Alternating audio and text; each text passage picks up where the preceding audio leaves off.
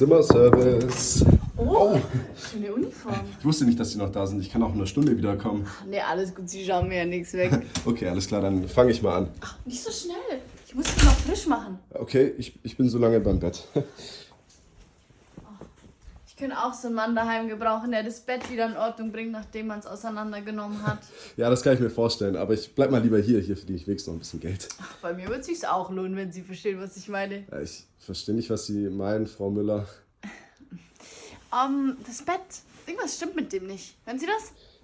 Nein, was meinen Sie? Ich auch nicht. Nicht mal das geringste Geräusch höre ich, wenn Sie verstehen, was ich meine. Also, Sie sprechen heute irgendwie in Rätseln.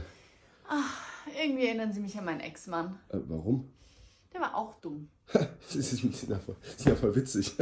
Genau. Die Dusche spinnt auch irgendwie. Vielleicht könnten Sie ja mal nachschauen. Aber ziehen Sie die Klamotten aus, damit sie nicht nass werden.